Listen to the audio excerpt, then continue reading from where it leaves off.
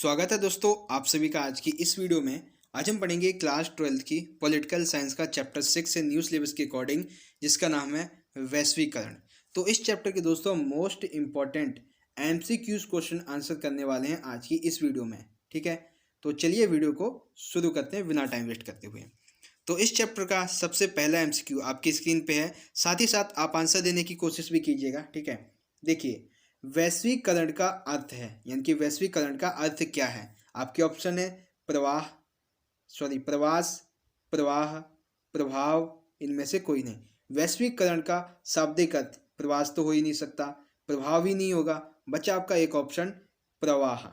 यानी कि विभिन्न देशों के बीच में विचार का, वस्तुओं का, पूंजी का, व्यक्तियों का आदान प्रदान जो होता है, जो प्रभाव होता है, वही वैश्वीकरण कहलाता है। तो वैश्वीकरण का अर्थ यहाँ पे शाब्दिक अर्थ क्या हो जाएगा? प्रवाह। ठीक है, आई होप समझ गए होंगे।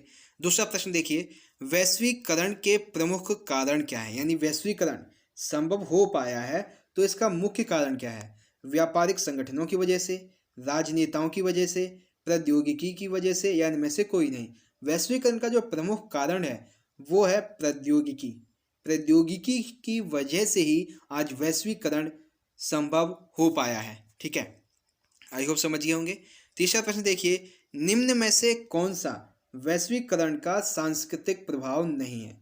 निम्नलिखित में से ऐसा कौन सा प्रभाव है जो वैश्वीकरण का सांस्कृतिक प्रभाव नहीं है?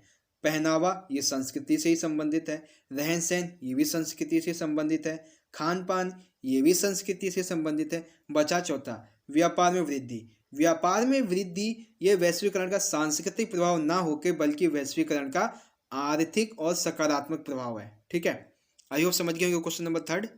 चलिए आगे बढ़ते हैं। अगला प्रश्न है, वैश्वीकरण के लिए सबसे जरूरी क्या है?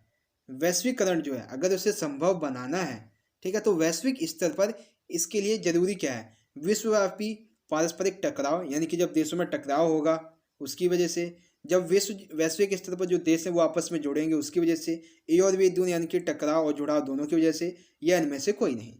तो वैश्विक स्तर पर जब देश आपस में जुड़ेंगे तभी वैश्वीकरण संभव हो पाएगा। तो वैश्वीकरण के लिए विश्वव्यापी पारस्परिक जुड़ाव होना अति आवश्यक है। ठीक है, यानी कि वैश्वीकरण के लिए सबसे अधिक जरूरी क्या है? विश्वव्यापी पारस्परिक जुड़ाव। ठीक है, आई होप समझ गए होंगे।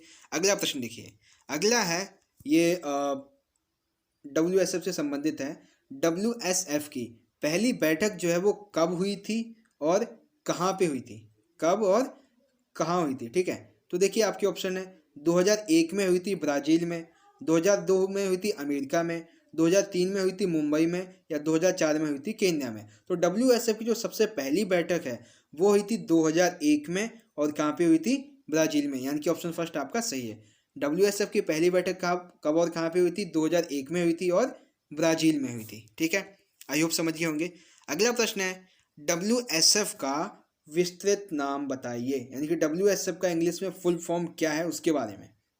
ठीक है, पहली है वर्ल्ड सॉफ्टवेयर फाउंडेशन, दूसरी है वर्ल्ड सोशल फॉर्म, तीसरी है वर्ल्ड सोशोलॉजी फैक्ट, तीसरी है वर्ल्ड सिक्योरिटी फॉर्म। तो WSF का पूरा नाम क्या है ये सभी को ही पता होगा, वर्ल्ड सोशल फॉर्म, जिसे हिंदी में कहते हैं विश्व सामाजिक मंच।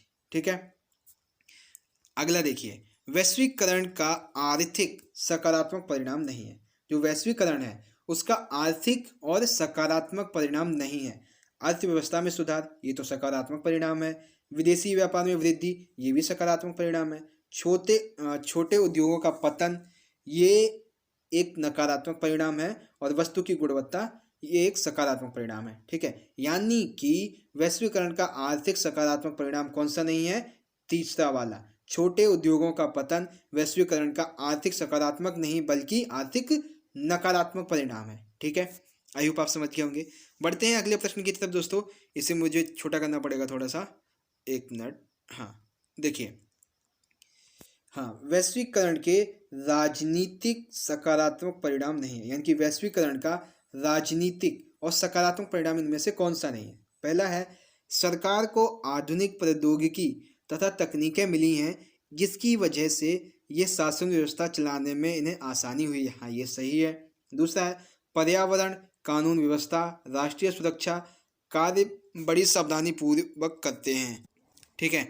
तीसरा है राज्य और ज़्यादा मजबूत हो गया है क्योंकि तकनीकों की सहायता से वह अपने नागरिकों के बारे में सूचना अधिक से अधिक मात्रा में एकत्र कर पा रहे हैं। हाँ, ये सही है। आखिरी अवस्था है वैश्वीकरण के कारण राज्यों की सरकार की जो क्षमता है, जो ताकत है, उसमें कमी आई है। लगभग उनकी शक्ति का जो दायरा है वो सीमित हो गया है। तो ये जो परिणाम है पॉइंट 4, यह है वैश्वीकरण का राजनीतिक सकारात्मक नहीं बल्कि राजनीतिक नकारात्मक परिणाम है कि वैश्वीकरण की वजह से जो राज्यों की सरकार है, जो देशों की सरकार, उनकी ताकत में, उनकी जो क्षमता, उनमें कमी आई है। लगभग उनका दायरा जो काम करने का शक्ति का वो सीमित हो गया है। ये वैश्वीकरण का राजनीतिक तो परिणाम है लेकिन नकारात्मक परिणाम है। ठीक है, आई होप आप समझ गए होंगे।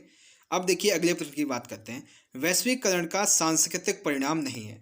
जो वैश्वीकरण है इसका एक इनमें से सांस्कृतिक परिणाम नहीं है। वो कौन सा? देखिए, विचारों का खुलापन, संस्कृति को पहचानना मुश्किल, महिलाओं की स्थिति में सुधार, मिलीजुली संस्कृति का विकास। तो इनमें से विचारों का खुलापन ये सकारात्मक परिणाम है, महिलाओं की स्थिति में सुधार ये भी सकारात्मक परिणाम है, मिलीजुली संस्कृति का विकास ये भी मतलब सकारात्मक परिणाम है। बचा कौन सा? दूसरा, संस्कृति को पहचानना मुश्किल।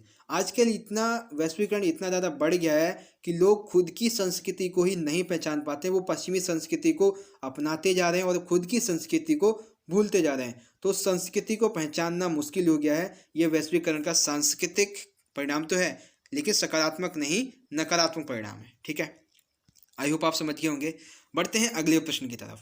अगला है, निम्न में से कौन सा कथन सत्य है? निम्नलिखित में से कौन सा कथन वैश्वीकरण के संबंध में सत्य है? पहला, वैश्वीकरण से अनिवार्यता सांस्कृतिक समरूपता आई है। दूसरा है, विभिन्न देशों और समाजों पर वैश्वीकरण का प्रभाव अलग अलग पड़ा है। ठीक है।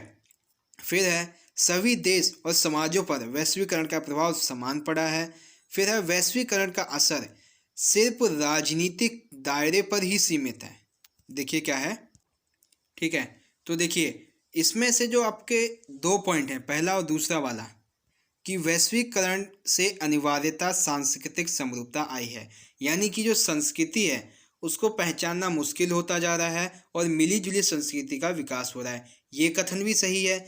दूसरा कथन है, विभिन्न देशों पर और समाज पर वैश्वीकरण का जो प्रभाव है वो अलग अलग पड़ा है, ये भी सही है। तो ऐसे में कभी कभी ऐसे क्वेश्चन भी आ जाते हैं जो क्वेश्चन मतलब जिनमें आंसर दो सही होते हैं। ठीक है, तो ऐसा क्वेश्चन आप अपने दिमाग में रख लीजिए कि ऐसा क्वेश्चन आएगा ही नहीं। ये मैंने बस आपको बताने के लिए इस प्रश्न को लेके आया था ताकि आपको मैं समझा सकूं कि कई क्वेश्चन ऐसे होते हैं जिनका आंसर एक जैसा होता है लेकिन उनका आंसर वो प्रश्न जो होते हैं वो आते ही नहीं है। ठीक है, चलिए हम आगे बढ़ते हैं। निम्नलिखित में से कौन सा कथन सत्य है? अब देखिए यहाँ पे क्या है, निम्नलिखित में से कौन सा कथन सत्य है? वैश्वीकरण के चलते पूरी दुनिया में वस्तुओं के व्यापार में इजाफा नहीं हुआ है। वैश्वीकरण के चलते पूरी दुनिया में वस्तुओं के व्यापार में इजाफा हुआ है। ए और बी दोनों या इनमें से कोई नहीं। तो वैश्वीकरण के चलते पूरी दुनिया में वस्तुओं के व्यापार में इजाफा हुआ है, ये वाला ऑप्शन जो है वो सही है, यानी कि ऑप्शन सेकंड, निम्नलिखित में से कौन सा कथन सत्य है?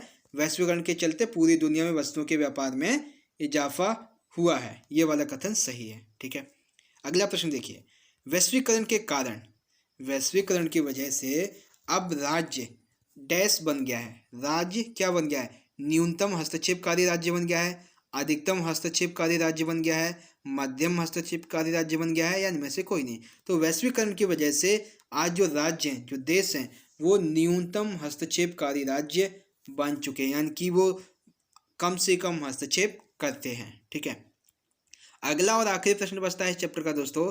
निम्न में से कौन सा विभिन्न देशों के बाजारों को जोड़ने या एकीकरण में सहायक होता है? यानी कि विभिन्न देशों में यदि बाजारों को जोड़ना है या एकीकरण करना है तो उसमें क्या सहायक होता है? विदेशी व्यापार सहायक होता है, विदेशी निवेश होता है, बहुराष्ट्रीय कंपनियां होती हैं, या उत्पादन इकाइयाँ होती हैं। तो देखिए इसमें से सबसे पहला जो दूसरा पॉइंट है हमारा विदेशी निवेश, पहले इसे तो हम पूरा गलत कर देंगे। ठीक है, अब बचा ये बहुराष्ट्रीय कंपनियां, उत्पादन इकाइयां भी इसे हम गलत कह देंगे। ठीक है, अब रह गया बहुराष्ट्रीय कंपनियां और विदेशी व्यापार। तो जब तक देशों के बीच में आपस में विदेशी व्यापार के लिए समझौता नहीं होगा, तब तक बहुराष्ट्रीय कंपनियां जाएंगी नहीं। तो इसका मतलब क्या है कि विदेशी व्यापार जो है ये विभिन्न देशों में बाजारों को जोड़ने का एकीकरण में सहायक होता है।